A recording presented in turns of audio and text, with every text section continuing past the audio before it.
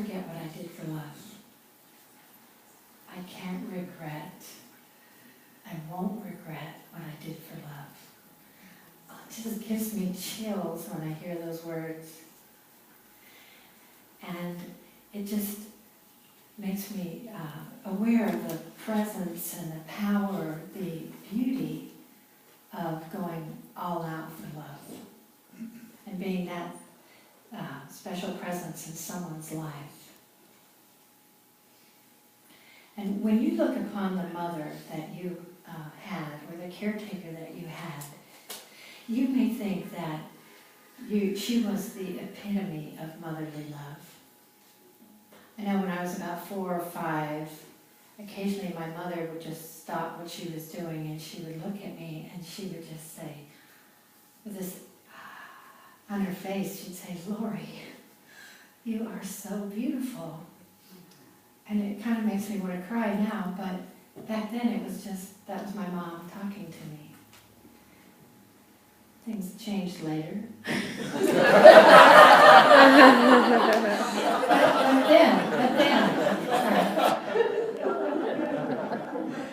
then it was like having a warm blanket wrapped around me. Perhaps when you think of your mother, you get the opposite reaction, kind of like you're just glad that you survived your life. And maybe you wonder if you can ever heal from those years, and maybe they made a deep mark on you, and maybe you're still saddened by them. My friend Judy Cameron, you may know her, she's taught here with me before. She's a holistic practitioner who, like myself, relieves suffering in people. And she's a joyous person. She is the happiest, most joyous, alive person. But it wasn't always that way. It wasn't always that way. And Judy was under-mothered. I mean, under-mothered. That's a San Francisco word. Under-mothered. But she was over-controlled. Does that ring a bell? Under-mothered, over-controlled. And Judy wrote these words to tell us what her experience was, how her reason she was. That's Judy when she was the baby before my son yesterday. Judy says, "My mom was very strict. She was always correcting me. I had to be what she wanted me to be, or she would get really angry. I do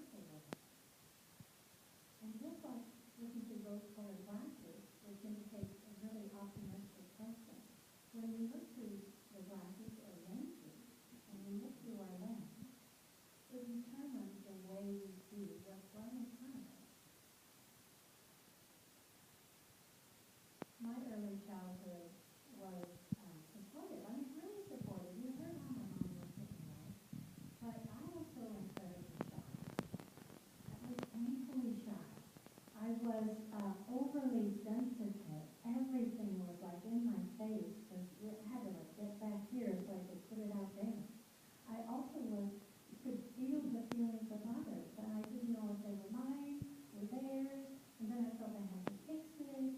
And it just made, you're nodding, yeah, because it's you come in pretty intuitive, right? You come in intuitive.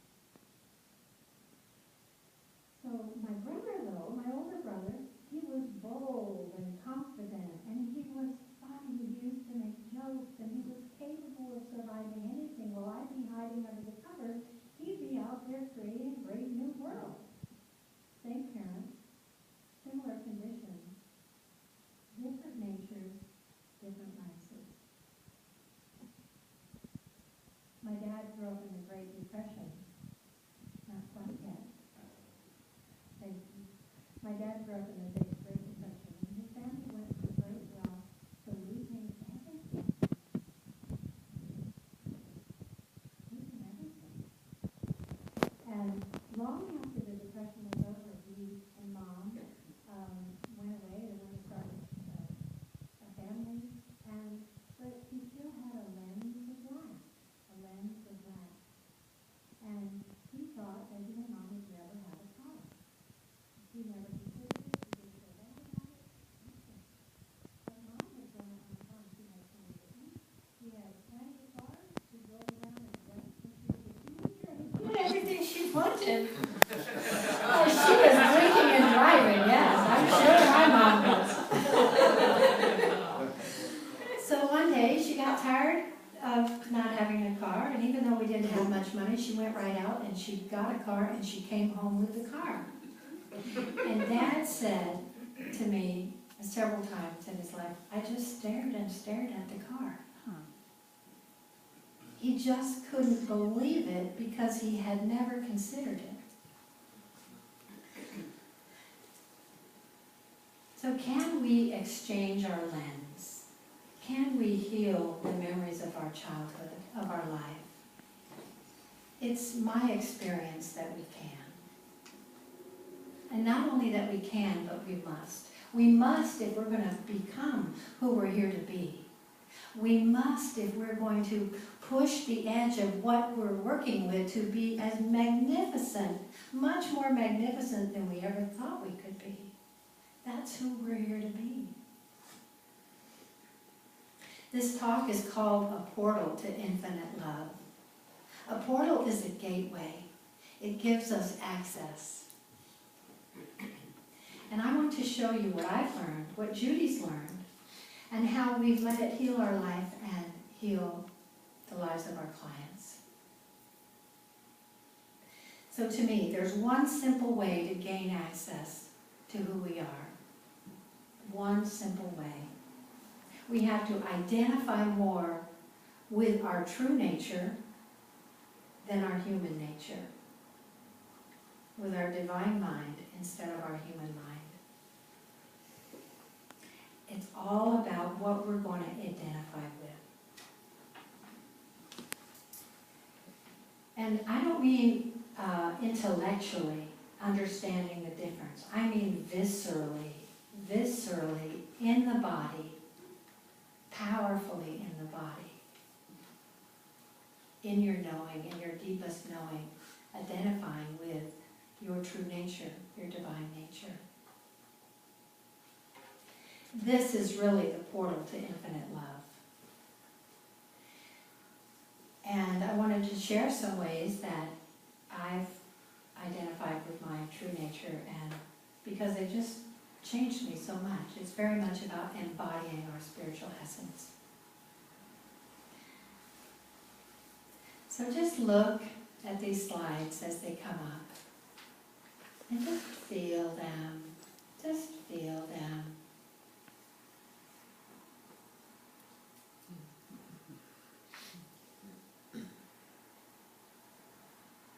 And imagine you're that baby being just glowed at by that parent or that caretaker. Imagine how quickly you would feel more loved than you've ever felt if you had access to this kind of love. if you had access to that gaze. But you can. You actually can. This is the love mirroring gaze. Could you put one of those slides back, please, Ben?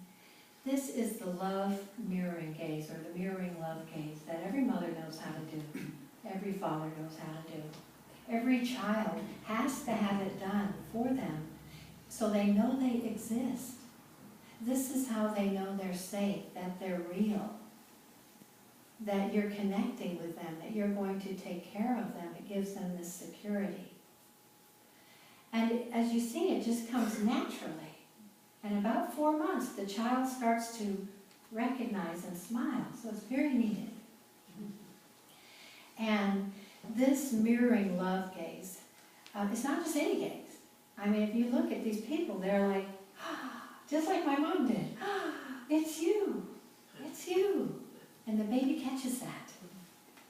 So the trick is to imagine using that gaze on yourself. Using that gaze on yourself. And you can do it in your mind's eye, thinking, oh, I'm just like that picture on the screen. You can use the face, like you can say, oh, I'm that baby and that really happy person is gazing at me and I'm going to let it in. It's all about, am I going to let it in? Will I let it in? Will I let this stuff that's been keeping it away, will I let that go so I can let in the love? So I can let it flourish in me. And if you don't think that you could imagine yourself, imagine someone who is unconditionally loving in your life. And imagine looking at them. Imagine looking at them. That's one of the ways Judy re-imprinted her attachment to a loving adult. She had a mother of her friend, and she had a picture of that mother, and she looked at it every day. And then she deepened the whole thing. If you're really brave, you can look in the mirror. You know that you got to be brave, right? Looking in the mirror, you'll look directly into your own eyes, and you will let love find you. And it's waiting for you. The love in you is waiting for you to find it. It's very powerful. And it starts redoing very quickly. Louise Hay says, though, that, you know, she's the author of You Can Heal Your Life. She says it's the hardest thing that people do is look in the mirror. When I first heard about it, I thought, no way, I'm not doing that. I mean, I think I was 20, but maybe a little older. I'm like, ooh, it just didn't appeal to me. I think I tried to look and I went, whoa! It's too real. And that's the point, it's real. The reality of you is love. It comes through your eyes. You can't miss it. The sadness that's there will come to the surface and love will respond. So it's for those brave souls. So this is the first way, the mirroring love gaze, that I'm recommending that you think about practicing. The second way to access who you are is speaking and hearing. Speaking and hearing. And not just speaking and hearing anything, but speaking and hearing kindness. True kindness to yourself. Words are really important. I mean, we hear words all the time. And they just go in and they find a home, whether they're pleasant words or not so pleasant. And we believe what we think. We believe what we think. That's a little scary. But that goes in there too, and it finds a home. And you probably have memories of hearing things that didn't feel good. We all do. You're too slow, you're lazy, you don't have what it takes. You may have heard someone say that, and then you said to yourself, I don't have what it takes, and you felt that way, and you believed that. And there is something so important about planting the seeds of words that are love, because they will start to germinate and they will start to grow. But it's not just any words. We're not just doing affirmations. We're actually having a relationship with that in us, from that in us. So it's a giving and a taking.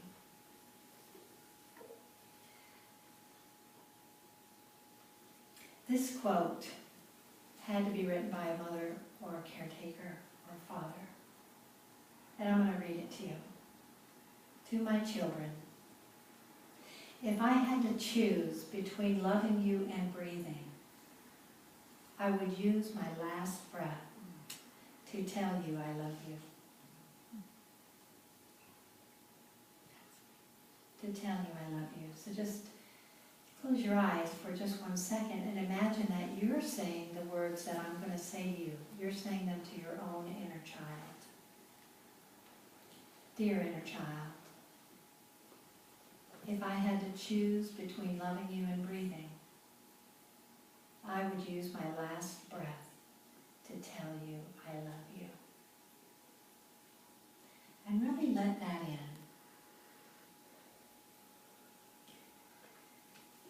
God, infinite love, divine intelligence, has never ever judged us.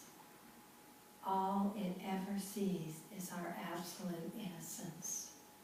Our absolute innocence. That is the bottom line about us. When we speak the words of compassion, of understanding, of encouragement to ourselves, we are changed.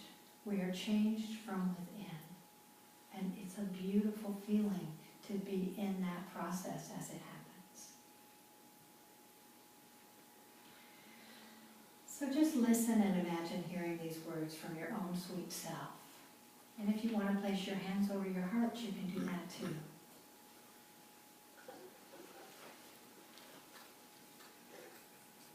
I love you. You are important to me.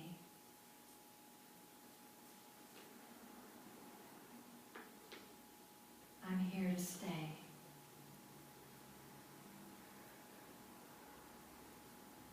I'm here for you.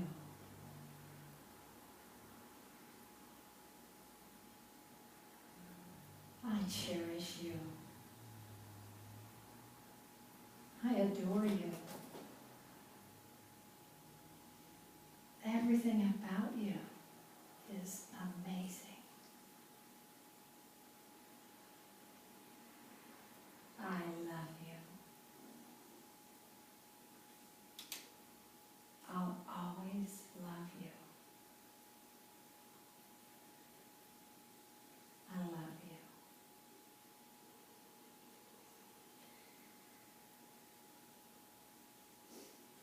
And just letting all that in, let it just grow a garden.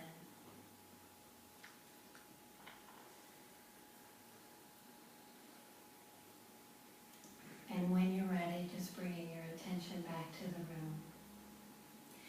If you really let in words like that on a regular basis, you will begin to feel seen like you've never been seen. Heard like you'd only ever wished you'd been heard. And you will deeply, deeply feel the love. It will change your health, your attitude, what comes to you, what goes from you. I call this speaking and hearing kindness.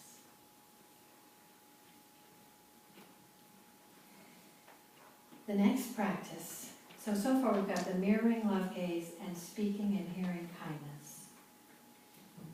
The next practice, feeling whole body peace, is a way that has really, really given me the deepest connection to Source that I've gotten from anything. Feeling with your whole body. It's picturing being held in the arms of love, just like this, of the infinite love you are. And even though that eternal love doesn't have arms, we can just imagine through this picture how that would feel. How does that baby feel? To me, he feels at peace. She feels at peace. She doesn't have a care in the world. She's held, he's held. This is how we want to feel. This is how you want to feel.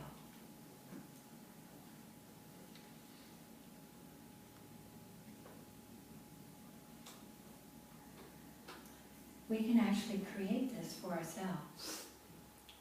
And I'll be going through it with you in the meditation. But it's really just imagining falling back into the beautiful arms of the living nature that you are, the loving nature that you are, and just receiving from the sustenance there. Receiving and letting it make you new. Letting it slow down your nervous system. Letting it bring you in awareness of who you really are.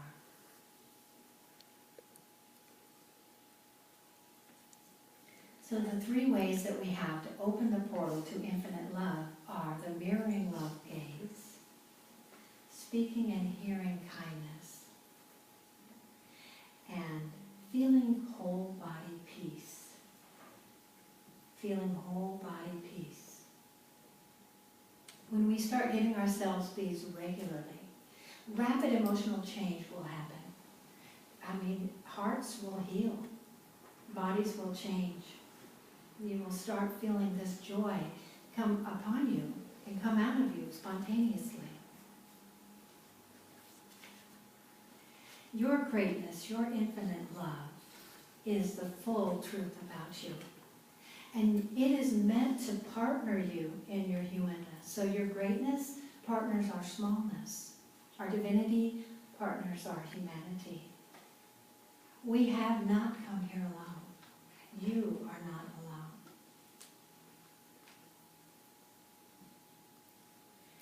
I invite you into a deeper experience of the luxurious and the infinite love that you are through practicing these beautiful, beautiful transformational techniques. And I'll meet you there.